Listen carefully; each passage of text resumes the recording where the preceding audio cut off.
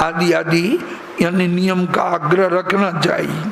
नियम में आग्रह, जन संगश्च, भक्ति से विमुख जनों का संग, लौल्यश्च, लोभ, खड्भिर भक्ति विनश्यति, इन 6 चीजों से भक्ति नष्ट हो जाती है। तो आत्मदेव ब्राह्मण की जो पत्नी थी, ब्राह्मणी महाराज, उसका नाम था धुंधली, बहुत बोलती थी। बहुत दिनों तक ब्राह्मण गृहस्थाश्रम में रहे, लेकिन कोई संतान नहीं हुई। आधी आयु बीत गई। अपना आधा धन पुत्र प्राप्ति के उद्देश्य से इन्होंने अनेक धर्मानुष्ठान किया, लेकिन पुत्र की प्राप्ति नहीं हुई। तो बेचारे दुखी होकर ये वन में चले आए। वन में एक तालाब में जल पीकर एक वृक्ष के नीचे बैठे थे, चिंता मग्न थे। तभी एक सन्यासी संत आ गए। संत के चरणों में ब्राह्मण ने प्रणाम किया, रोने लगे। संत ने रोने का कारण पूछा। ब्राह्मण ने कहा कि मुझे कोई पुत्र नहीं है। संत ने कहा कि तुम्हारे भाग्य में 7 जन्मों तक कोई पुत्र का संयोग नहीं है। छोड़ो इस आशा को, भजन करो, भगवान की सेवा में लगो, इस संसार से, भवसागर से पार होने का उपाय करो। तो महाराज ब्राह्मण ने कहा कि मेरे मन में अभी वैराग्य नहीं है, नहीं, पुत्रम देहि बलादपि, मुझे पुत्र दीजिए, नहीं तो आपके चरणों में प्राण का त्याग कर दूंगा। तो कृपालु संत क्या थे, भगवान ही साधु के वेश में इस ब्राह्मण का उद्धार करने के लिए आए थे। साधु बने, भगवान ने अपनी झोली से एक फल निकाला, ब्राह्मण को दिया और कहा कि ले जाओ, अपनी पत्नी को यह फल खिला देना और तुम्हारी पत्नी 1 वर्ष तक सदाचार का पालन करेगी, पवित्रता में रहेगी, ब्रह्मचर्य का पालन करेगी, भूमि शयन करेगी, हविष्यान्न भोजन करेगी, झूठ नहीं बोलेगी, किसी से कलह नहीं करेगी, तो तुम्हें एक सुंदर पुत्र होगा। तो ब्राह्मण बड़े प्रसन्न होकर फल लेकर आए, अपनी पत्नी को सारा वृतांत कह दिया, फल दे दिया। लेकिन ब्राह्मणी ने झूठे अपने पति से कह दिया कि मैंने फल खा लिया। फल खा ही नहीं, फल को ताक में धर दिया। कई दिनों के बाद उस ब्राह्मणी की बहन आई ब्राह्मणी के घर पर। उसने देखा कि धुंधली तो बड़ी उदास है। क्यों जी बहन, तुम इतनी उदास क्यों हो? उसने कहा कि क्या बताऊं, मेरे पति किन्हीं संत से पुत्र प्राप्त कराने वाला फल लाए। अब जब मैं फल खाऊंगी तो मेरा पेट बढ़ जाएगा, हविष्यान्न भोजन करूंगी, कमजोर हो जाऊंगी, घर के काम धंधों को संभालने के लिए मेरी ननदें आएंगी तो घर का धन चुरा कर ले जाएंगे। मैंने सुना है कि सुखदेव गोस्वामी यानी 12 वर्षों तक माँ के पेट से नहीं निकले थे। यदि सुखवन निवसेत गर्भम, तब मैं क्या करूंगी? और प्रसूता दारुणम दुखम, प्रसव का दारुण दुख मैं सुकुमारी होकर कैसे सहन करूंगी? तो मेरे विचार से बंध्या वह विधवा स्त्री ही सुखी है। धुंधली की बहन ने कहा तो मैं गर्भवती हूँ, मुझे संतान होगी, मैं तुम्हारे पास पहुंचा जाऊंगी और तुम अपने पति से मेरे पति को थोड़ा धन दिला देना, लालन पालन के लिए मुझे बुला लेना, मैं ही आकर बच्चे का लालन पालन कर दूंगी। संजोग इतना प्रबल था कि आत्मदेव जब गाय पालते थे, गाय भी बच्चा नहीं देती थी। जो वृक्ष रोपते थे, वृक्ष भी नहीं पलता था। तो आत्मदेव के यहाँ जो पालित गाय थी, उस गाय को वह फल खिला दिया। इधर 6 महीने बीतने पर धुंधली की बहन को लड़का हुआ। वह रात्रि में चोरी से धुंधली के पास पहुंचा गई और अपने गांव के लोगों में कह दिया कि मेरा पुत्र होकर मर गया। फिर आत्मदेव को सूचना मिली कि मुझे पुत्र हुआ है। आत्मदेव से धुंधली ने कहा कि पुत्र तो मुझे हुआ, लेकिन मेरे स्तनों में दूध नहीं आया, मेरी बहन को पुत्र होकर मर गया है, उसको कुछ धन देकर बुला लीजिए। तो आत्मदेव ने वैसा ही किया और धुंधली की बहन ही उसका लालन पालन करने लगी। कुछ महीने बीतने पर और 4 महीने बीतने पर उस गाय के गर्भ से एक अत्यंत सुंदर मनुष्य बालक का जन्म हुआ। केवल दोनों कान गाय के कान के जैसे थी, नहीं तो सर्वांग सुंदर। महाराज अब तो संपूर्ण तुंगभद्रा नदी के तट पर बसे हुए लोगों की भीड़ हो गई, अपार भीड़ हो गई, और सब लोग आत्मदेव के सौभाग्य की प्रशंसा करने लगे कि इनके गाय के गर्भ से मनुष्य बालक का जन्म हुआ। ब्राह्मण ने बड़े प्रसन्न होकर इस गाय के पुत्र का भी जात कर्मादि संस्कार किया, दान दक्षिणाएं दी। महाराज अब समय पर दोनों बालकों का नामकरण किया। ये धुंधली के पुत्र का नाम हुआ धुंधकारी और गाय के पुत्र का नाम हुआ गोकर्ण। दोनों गोकर्ण जी भी बड़े हुए और ये धुंधकारी भी थोड़ा बड़ा हुआ। तो इस कुसंग में फंसा, बचपन से ही फंस गया। पशु पक्षियों की बोलियों को बोल बोल कर व्याधों के जैसे फंसाता। दीनांधा नाम प्रबीड का, दीन अंधे को कुएं में गिरा देना। महाराज इस तरह धुंधकारी मृतकादियों का स्पर्श किया हुआ, दूषित अन्न खाने वाला और पवित्र अन्न खाने वाला, यानी और चोरी की भी आदत इसकी हो गई। छोटी अवस्था से यह चोर भी हो गया। महाराज जुआ हो गया। 5 वेश्याओं से धुंधकारी का लगाव हो गया। अब पिता का धन ले लेकर यह धुंधकारी उन वेश्याओं को देने लगा। धीरे धीरे ब्राह्मण निर्धन हो गए। अब कहता कि बताओ धन कहाँ गड़ा है, धन निकालो।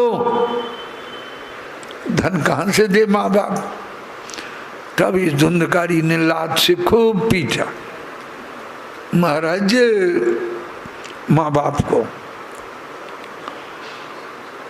अब तो ब्राह्मण आत्मदेव रोते हुए श्री गोकर्ण जी के पास आए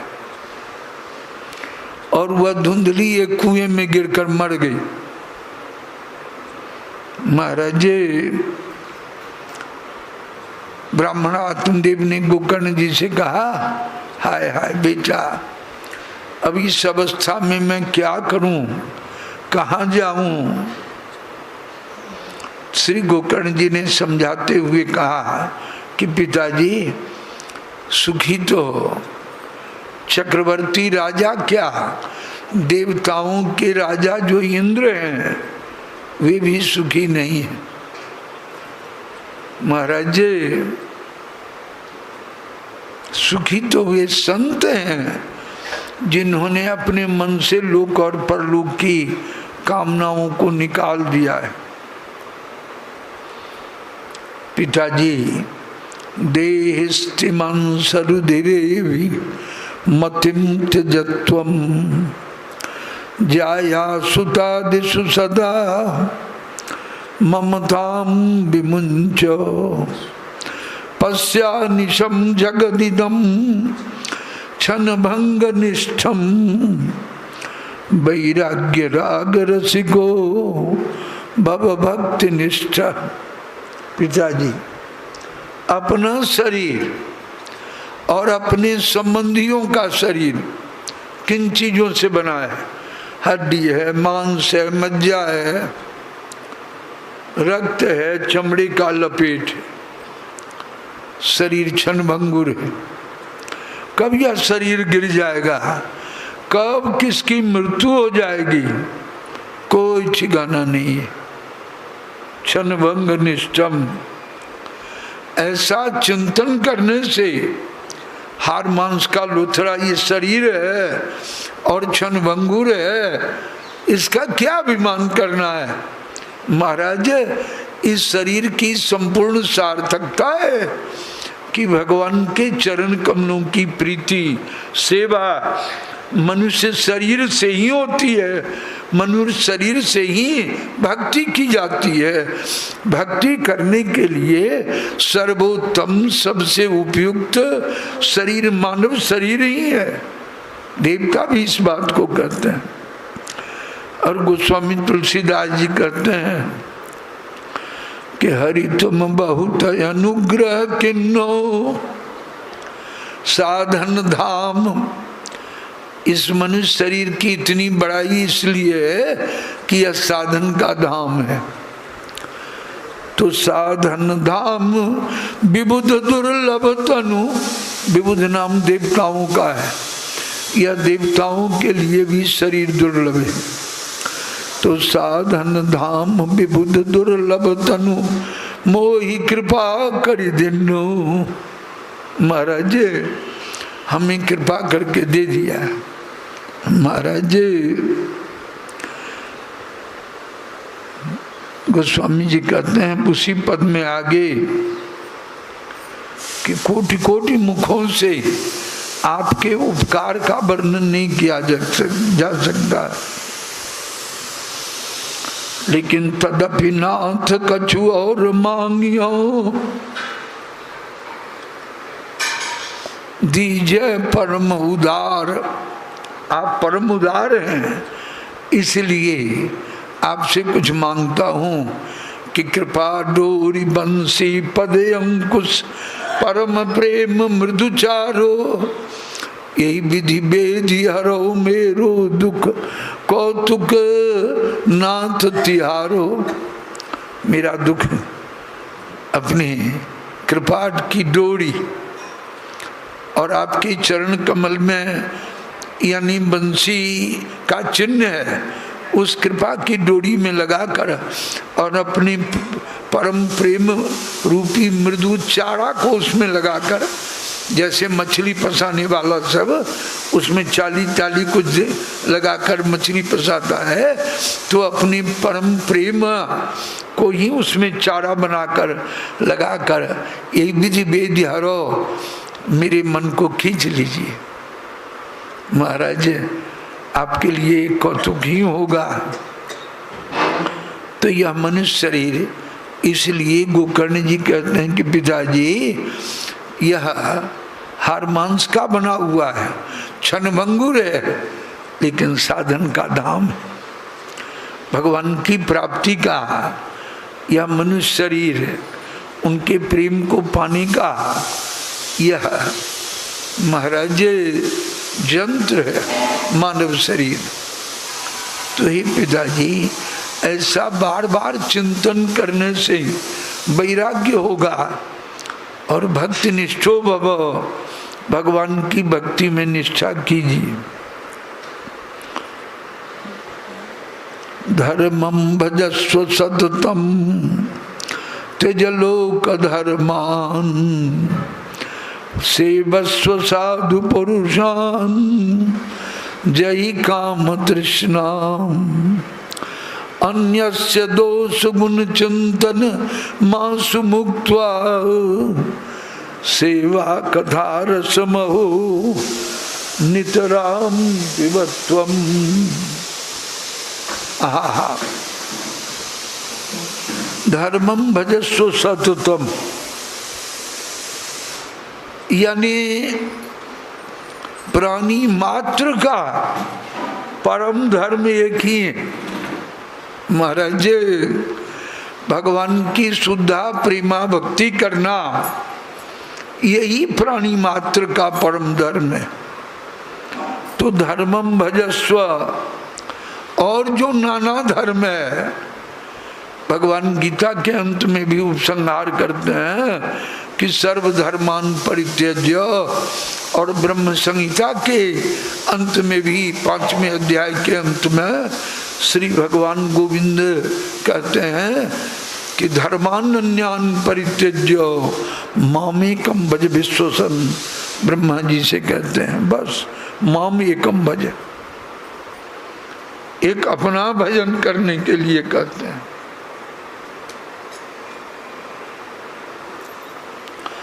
तो धर्मम भजस्व सततम, ब्रह्मलोक पर्यंत को प्राप्त कराने वाला जो विविध धर्म है, वह धर्म कहते हैं त्यजलोक धर्मान, वो लोक धर्म के अंतर्गत है, और वो त्याज्य भक्तों के लिए।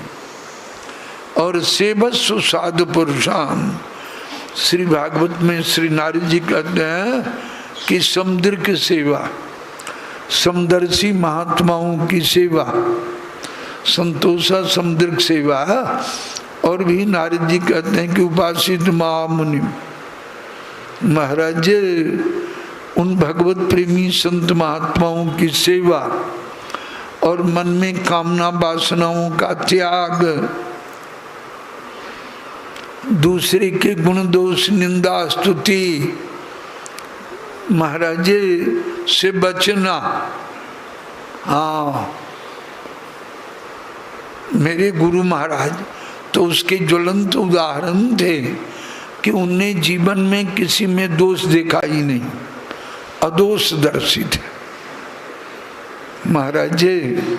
और मुझसे भी बार बार मुझे पत्र भी लिखे है मेरे पास, पत्र उन्होंने लिखा कि रुपया यही आशीष और आदेश है मेरा कि दोषों पे किसी के नजर जाए न तेरा, किसी के दोष को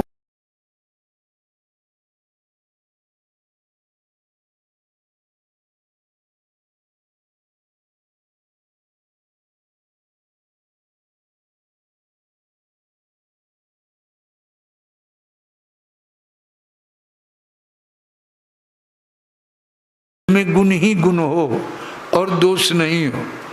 मैंने एक बार गुरु महाराज से कहा कि इसको हटा दीजिए पास से, तो उन्होंने पूछा क्यों, तो मैंने कहा कि इसमें दोष है।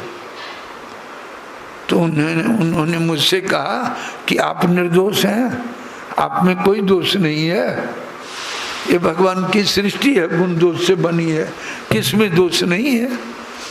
सुन लीजिए, मेरे गुरु महाराज ने कहा कि दोष देखने की प्रवृत्ति होगी तो दोष आप में आ जाएगा। परमहंस वे हैं, वास्तव में मेरे गुरु महाराज परमहंस थे कि यह अच्छा है और यह बुरा है, यह भाव उनके मन से निकल गया था। तो जिनकी दृष्टि से यह अच्छा है और यह बुरा है, यह बात निकल जाए, वे वास्तव में परमहंस है। लेकिन गुरु महाराज ने कहा कि संत हंस गुण वही, गुण दोषों को जो संसार में नहीं देखता है, भगवान को देखता है, वे परमहंस है। तो परमहंस नहीं तो कम से कम हंस तो बनिए कि हंस के सामने दूध और पानी को मिलाकर धर देता है तो हंस दूध को पी लेता है, पानी को छोड़ देता है। संत हंस गुण गए पय, कोई भी ऐसा नहीं होगा जिसमें दोष ही दोष हो, गुण नहीं हो, गुण भी होगा। हम आपको किसी में दोष नहीं देखना है, गुण ही को लेना है। महाराज संत का स्वभाव होता है गुण ही को लेते, अब गुण को नहीं लेते हैं। दोषान परेशान गुणी सुसाधवो, दुष्टों का स्वभाव होता है जो किसी में छोटा दोष होगा तो उसे वो इतना बढ़ा चढ़ा करके लोगों को कहता है महाराज। और संतों का स्वभाव होता है किसी में थोड़ा भी गुण है तो उसे बढ़ा चढ़ा कर उसके गुण की ही चर्चा करते हैं, दोष की चर्चा नहीं करते। यही साधु और असाधु में यही अंतर है। तो महाराज अब तो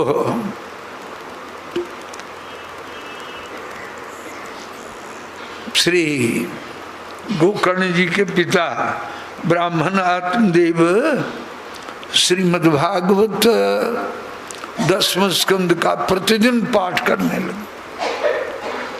और मिथिलांचल के ही एक महात्मा थे हम लोग के बाल्यकाल में, यहाँ श्री राधा कृष्ण दास जी, और उनके गुरु महाराज थे बाबा श्री अवधदास जी। दोनों को श्रीमद्भागवत कंठस्थ था। अब उनके यहाँ भागवत जी की पूजा आरती भोग राग सब उनके यहाँ। मेरे गुरु महाराज सब पहले उन्हीं के पास चढ़ते थे गोघाट में।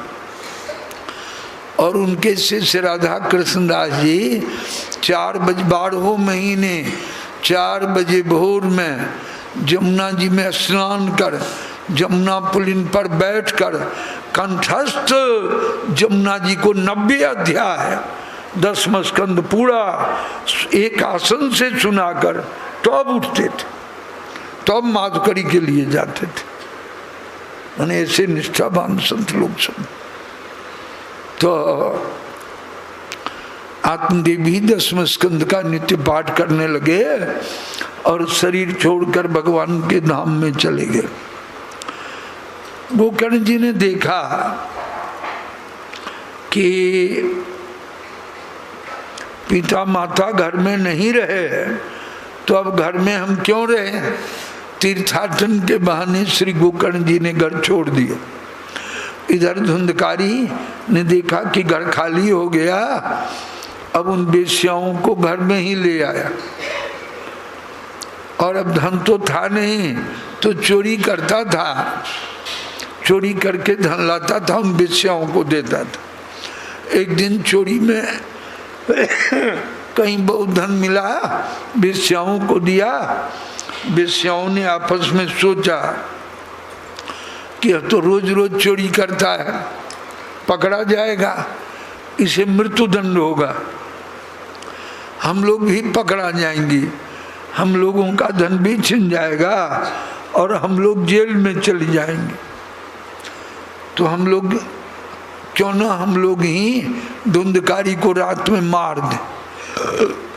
उन वेश्याओं ने धुंधकारी को मार दिया और घर में ही गहरा गड्ढा खोदकर वेश्याओं ने गाड़ दिया और धन लेकर थोड़े दिनों के बाद दूसरे राजा के नगर में चली गई। महाराज अवश्यमेव भोक्तव्यम कृतम कर्म शुभाशुभम, मनुष्य को अपने किए गए कर्मों का फल भोगना पड़ता है। तो महाराज अपने पाप कर्मों के कारण यह धुंधकारी प्रेत जोनी में इसका जन्म हो गया। भूत प्रेतों की भी बहुत जोनियां होती है, 4-4 हजार वर्ष के प्रेत पाए गए। महाराज तो श्री गोकर्ण जी को तीर्थाटन में मालूम हो गया। गोकर्ण जी ने तीर्थों में और गया तीर्थ के श्राद्ध की बहुत महिमा है, तो श्री गोकर्ण जी ने गया में आकर धुंधकारी अपने पितरों का और धुंधकारी का भी श्राद्ध कर दिया। घर आया लौटकर तो रात्रि में यह प्रेत आया। भूत प्रेतों में अपने आप बोलने की शक्ति नहीं होती, जब आप बुलाएंगे तो आप बोलने की शक्ति उसमें होती है प्रेरित होने पर। तो श्री गोकर्ण जी ने जल छिड़का कि तुम कौन हो। या बार बार रूप बदलता था, सकर्ण हस्ती, कभी हाथी का, कभी घोड़े का, कभी भेड़े का, नाना रूप, कभी इंद्र का। तो श्री गोकर्ण जी ने पूछा तुम कौन हो? तो उसने कहा कि मैं तुम्हारा भाई धुंधकारी हूं। श्री गोकर्ण जी ने कहा कि तुम्हारे उद्धार के लिए तो मैंने गया श्राद्ध किया है। प्रेत ने कहा कि गया श्राद्ध सते नापी मुक्तिर में न भविष्यति।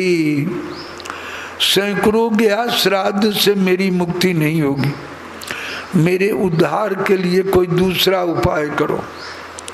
इन्होंने विद्वानों को बुलाया, लेकिन विद्वानों ने भी कोई निर्णय नहीं दिया। प्रातः काल हुआ, इन्होंने भगवान सूर्य का स्तमन किया, सूर्य का स्तमन स्तुति की कि हे भगवान आप जगत साक्षी हैं, आप इस धुंधकारी प्रेत के उद्धार का उपाय बतलाइए। भगवान सूर्य नारायण ने कहा श्रीमद्भागवत सप्ताह का आयोजन कराओ इसके उद्धार के लिए। तो नगर से बाहर श्री गोकर्ण जी ने श्रीमद्भागवत सप्ताह का विधिवत आयोजन किया। आज भी गांव में जहाँ प्रेतोद्धार के लिए कथा होती है, वहाँ एक 7 गिरा का हरा बांस गाड़ा जाता है। तो जब प्रथम दिन कथा का विश्राम हुआ तो बांस की एक गांठ फट गई, दूसरे दिन में दूसरी गांठ फट गई, तीसरे दिन में तीसरी। इस तरह 7 दिनों में उस बांस की 7वीं गिरा भी फट गई और उस बांस से वर्षा कालीन नवीन जलधर यानी मेघ की कांति को धारण करने वाला भगवत पार्षद के रूप में वो धुंधकारी निकला। 4 लंबी भुजाएं, अनेक बहुमूल्य आभूषण, पीताम्बर, मुकुट धारण किए हुए उसने श्रीमद्भागवत जी को प्रणाम किया और गोकर्ण जी को प्रणाम किया कि धन्या भागवती वार्ता प्रेत प्रीड़ा विनाशिनी। इसने यह भागवती कथा ने मेरी प्रेत जोनी तो छुड़ाई दी और कृष्ण लोक फलप्रदा और गोलोक धाम को मैं जा रहा हूँ। उसके लिए पार्षद विमान लेकर आए, वह विमान पर बैठा तो श्री गोकर्ण जी ने कहा कि कथा तो बहुत लोगों ने सुनी है और विमान केवल धुंधकारी के लिए लाए। भगवान के पार्षदों ने कहा कि कथा बहुत लोगों ने सुनी है, लेकिन न तथा मननम कृतम, दूसरे लोगों ने इस कथा का वैसा मनन नहीं किया है। यह केवल सुनने का फल नहीं है, मनन करने का फल है। श्री गोकर्ण जी ने दोबारा फिर कथा का आयोजन किया। इस बार सब नगर के जितने लोग थे अपने घर परिवार की सारी ममता छोड़कर सब लोगों ने निश्चिंत होकर कथा का श्रवण किया। उस नगर के कुत्ते आदि जो निम्न वो जानवर थे, उन लोगों के लिए भी विमान आ गया। सब अपने इस भौतिक शरीर को छोड़ छोड़ कर भगवत पार्षद के रूप में होकर सब लोग विमान में बैठे। और श्री गोकर्ण जी के लिए तो श्री भगवान श्री कृष्णचंद्र अपना विमान लेकर आए। श्री गोकर्ण जी को व्यासासन से श्री भगवान ने उठा लिया, हृदय से लगा लिया, अपना रूप प्रदान कर दिया और श्री गोकर्ण जी को श्री भगवान अपने विमान में बैठाकर गोलोक धाम में ले आए।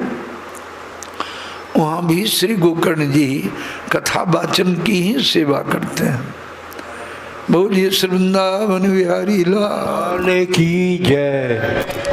महाराजे, अब महात्म की इन कथाओं में आपने कथा के दो संदर्भों को सुना। एक तो ज्ञान और वैराग्य, जो जर्जर बूढ़े हो गए थे, उनके निमित्त श्रीमद् भागवत